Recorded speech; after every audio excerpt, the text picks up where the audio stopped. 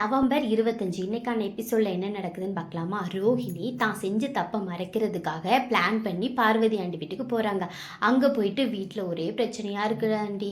எங்கள் ஆண்டிக்கும் அங்களுக்கும் ஒரே சண்டையாக இருக்குது. மீனாக்கு கொடுக்க வேண்டிய 5 லட்சத்தை ஆண்டியே கொடுக்கணும் அப்படின்னு சொல்லிட்டாங்க. இதுக்கு என்ன பண்ணனே எனக்கு தெரியல, ரொம்ப கவலையாக இருக்குது. அதனால தான் உங்களை தேடி இங்கே வந்தேன் அப்படின்னு சொல்லவும் அவங்க பார்வதி ஆண்டி, அதுக்கு நீயும் நானும் என்னமா பண்ண முடியும், மேலேயும் தப்பு இருக்குல்லாமா அப்படின்னு சொல்லவும் ரோஹிணி சொல்கிறாங்க, ஆண்டி இங்கே பாருங்க அப்படின்னு செயின் எடுத்து கட்டுறாங்க. இது உனக்கு மனோஜ் வாங்கி தந்த புது தாலி தானமா அப்படிங்கவும், இல்லை ஆண்டி கவரிங் நான் வாங்கிட்டு வந்திருக்கேன், இது போக இன்னும் கொஞ்சம் செயினையும் விற்று இங்கே வந்திருக்கேன். ஏன்னு கேட்டால் நடக்கிற பிரச்சனையெல்லாம் தீர்த்து வைக்கிறதுக்கு என்னால் முடிஞ்ச ஒரு ஹெல்ப் பண்ணலாம் அப்படின்னு என்னோட நகையெல்லாம் விற்று 2 லட்சம் எடுத்துகிட்டு வந்திருக்காண்டி, அதை நீங்கள் கொடுத்துருங்க. அந்த வீட்டில் பீரோல் கபோர்டு பின்னாடி இருந்தது, நான் சரியாக பார்க்கல அப்படின்னு ஆண்டிக்கு நான் இங்கேருந்து போனதுக்கப்புறம் 1/2 மணி நேரம் கழித்து கால் பண்ணி சொல்லுங்க அப்படின்னு சொல்லவும், அதுக்கு பார்வதி ஆண்டி, நீ அம்மா கஷ்டப்படுத, மீனா மேலே தப்பு இருக்காது, ஆனால் அவன் மேலே பழி விழுந்துட்டு அதை சரி பண்ணிடலாம்மா, நீ ஏன் இவ்வளோ கவலைப்படுத, அதெல்லாம் ஒன்றும் வேண்டாமான்னு சொல்லவும், இல்லை ஆண்டி வீட்டில் உள்ள பிரச்சனையை தீர்க்கிறது என்னால் முடிஞ்ச ஹெல்ப் அப்படின்னு ரோஹிணி சொல்லவும், பார்வதி ஆண்டி ரொம்ப மனசு இறங்கி ரோஹிணியை பற்றி தெரியாம, நான் பார்த்த பொண்ணுமா, எனக்கு ரொம்ப பெருமையாக இருக்குது, நான் பார்த்து நீ இப்படி சூப்பராக வாழ்கிற, இவ்வளோ நல்ல மனசு, என் மருமகளும் தான் இருக்காள, என் பையனை கூட்டிகிட்டு போயிட்டா அப்படின்னு பெருமையாக ரோஹிணியை பற்றி பேசுகிறாங்க. உடனே ரோஹிணி, என்ன பண்ணுறது ஆண்டி, அந்த 2 லட்சம் மட்டும் திருடு போகாமல் இருந்தால் இவ்வளோ பிரச்சனை வந்திருக்காது. மீனா கண்டிப்பாக எடுத்துருக்க மாட்டாங்க. ஆனால் திருடுனவங்க பணத்தை கொண்டு வந்து வைக்க போகிறாங்களா, அதுவும் கிடையாது. அதனால இந்த 2 லட்சத்தை நீங்கள் கொடுத்துருங்க அப்படின்னு சொல்லவும், பார்வதி ஆண்டி, அடுத்த ஜென்மத்தில் நீந்தாமா எனக்கு மருமகளை வரணும் அப்படின்னு சொல்கிறாங்க. உடனே ரோஹிணி 2 லட்சத்தை கொடுத்துட்டு அங்கேருந்து கிளம்புறாங்க. அடுத்த சீனில் அண்ணாமலை அவங்க ஃப்ரெண்டுக்கிட்ட வேலை இருந்தால் சொல்லு அப்படின்னு சொல்லி வச்சுருப்பாங்க போல். அவங்க முத்துக்கிட்ட சொல்லிட்டாங்க.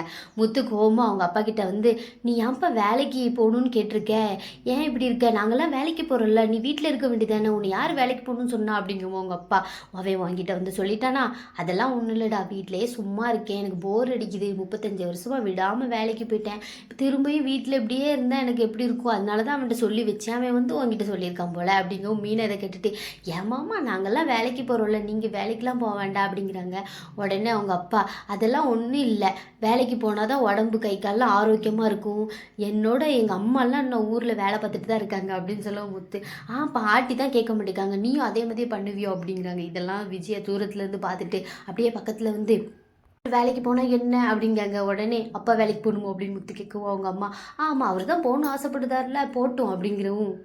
அதுக்கப்புறமா ரோஹிணி உள்ள என்ட்ரி ஆகி மனோஜ் எங்க அப்படின்னு கேட்டுட்டு அவங்க ரூம்குள்ளே போயிட்டு, அவங்க நகையெல்லாம் விற்றாங்கல்ல, அதை மனோஜ்கிட்ட கொடுத்து இதை போய் ஆண்டிகிட்ட கொடுங்க. மனோஜ், இது எதுக்கு நகையெல்லாம் விற்ற, நம்ம எதுக்கு காசு கொடுக்கணும் அப்படிங்கிறாங்க. உடனே ரோஹிணி, வீட்டில் இருக்கிற பிரச்சனை முடிஞ்சால் எனக்கு போதும் அப்படின்ட்டு மனோஜ் போய் காசை கொடுக்க சொல்கிறாங்க. மனோஜ் அப்படியே வெளியே வந்துட்டு, இங்கே என்ன சத்தம் அப்படின்னு கேட்கவும், அப்பா வேலைக்கு போகணும்னு சொல்கிறாருடா அப்படிங்கவும், போனால் என்ன நல்ல ஹாபி தானே அப்படிங்கவும் முத்து திட்டுறாங்க.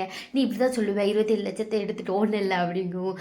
அப்போ ரோஹிணி, எதுக்கு வளவலன்னு பேசிகிட்டு இருக்கீங்க, மனோஜ் நீ பணத்தை கொடு அப்படின்னு சொல்லவும், மனோஜ் 3 லட்சத்தை அவங்க அம்மாட்ட கொடுக்கவும், இதுக்கு தாண்டா என்னை நிற்க வச்சு கேள்வி கேட்காங்க, யார் என்னை கேள்வி கேட்க முடியாது, இது அவன்கிட்ட கூடு அப்படின்னு முத்துட்ட கொடுக்க சொல்கிறாங்க. உடனே முத்து அவங்க அப்பாவை பார்க்கவும், அவங்க அப்பா முத்துவை நீ வாங்கிக்கடா அப்படின்றாங்க. உடனே முத்து வாங்கி வச்சுக்கிறாங்க. கரெக்டாக விஜயாவுக்கு கால் வருது. உடனே ஃபோன் எடுக்கிறாங்க. ஃபோனில் பார்வதி ஆண்டி, பணம் தொலையில இங்கே தான் இருக்குது அப்படின்னு சொல்லவும், குடும்பமாக எல்லோரும் நிற்காங்க. விஜய் எல்லாரும் முன்னாடியும் இப்போ மாட்டிக்கிட்டாங்க. உடனே ஸ்ருதி, அப்போ ஆண்டி நீங்கள் மீனா திருடிட்டான்னு சொன்னீங்கல்ல, அப்போ அங்கே தான் இருக்கா அப்படிங்கவும், விஜய், அது நான் எங்கே சொன்னேன், அது அவளுக்கு சந்தேகம் வந்துட்டு அப்படின்னு விஜய் சமாளிக்காங்க. உடனே முத்து, அதெல்லாம் அவங்களுக்கு வரல, யாருக்கு வந்திருக்குன்னு எங்களுக்கு தெரியும், இப்போ பணம் கிடச்சிட்டு பணம் எப்போனாலும் வரும், மீனாவை நீங்கள் திட்டினீங்க அதனால அவளுக்கு மனசு கஷ்டப்பட்டுச்சுல, அது இப்போ சரியாகுமா, அதை இப்போ எப்படி சரி பண்ணுறது அப்படின்னு கேட்க உங்கள் அப்பாவும் சப்போர்ட்டுக்கு, ஆமாம் நீ பேசுனது ரொம்ப பெரிய தப்பு, என்ன குற்றத்துக்கு இப்போ என்ன பண்ண போகிற அப்படிங்கவும், விஜய் நான் என்ன கொலவா பண்ணிட்டேன் அப்படிங்கவும், முத்து, ஆமாம் இதுவும் ஒரு வகையான கொலை தான். உடனே அண்ணாமலை சொல்கிறாங்க, 2 லட்சம் மீனா எடுத்துட்டான்னு சொன்னல, அதுவும் ஒரு பெரிய பழி தானே, சொல்கிறத மட்டும் நீ கேளு சரியா, நீ உடனே நீ தப்பாக நடத்துக்கிறாத, நான் சும்மா ஒரு பேச்சுக்கு தான் சொல்கிறேன், மீனா அங்கே வந்ததுனால மீனா மேலே பழி போட்டுட்டேன், அதே சமயத்தில் ரோஹிணி ஏதோ சாப்பிட்றதுக்கு வாங்கிட்டு வந்தான்னு நான் சொன்னேன்ல, அப்போ ரோஹிணி மேலே உனக்கு சந்தேகம் வரல, இதுவே ரோஹிணியும் ஸ்ருதியே இருந்தால் நீ சந்தேகப்பட மாட்டேங்க, ஆனால் மீனா ஏழை வீட்டு பிள்ளையாக இருக்கிறது போய் நீ இந்த மாதிரி பழி போடுதல்ல, என்ன உனக்கு பேச முடியலையா?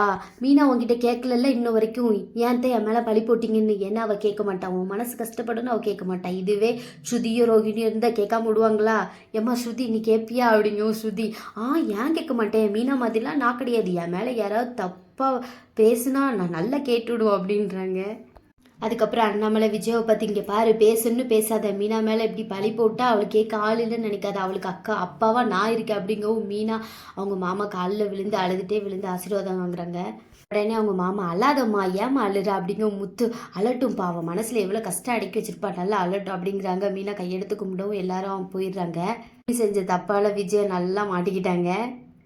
அதுக்கு அடுத்த சீனில் முத்துவும் மீனாவும் அவங்க பெட்டில் உட்காந்து அவங்க சேமிப்பு திட்ட கணக்கெல்லாம் போடுறாங்க. ஏன்னா இங்கே காசு 5 லட்சம் கிடச்சிருக்குல்ல, அவங்க யார்கிட்டலாம் வாங்கினாங்களோ அவங்க கிட்டலாம் திரும்ப கொடுக்க போகிறாங்க. அவங்க அம்மா நகையை வச்சு கொடுத்தாங்கள, அதனால அவங்க அம்மா கிட்ட கொடுத்துரு அப்படின்னு மீனாட்ட கொடுக்குறாங்க. அவங்க அப்பாவுக்கு கொடுக்குறது எல்லாத்தையும் கொடுத்துட்டு 2 பேரும் பேசிகிட்டு இருக்காங்க.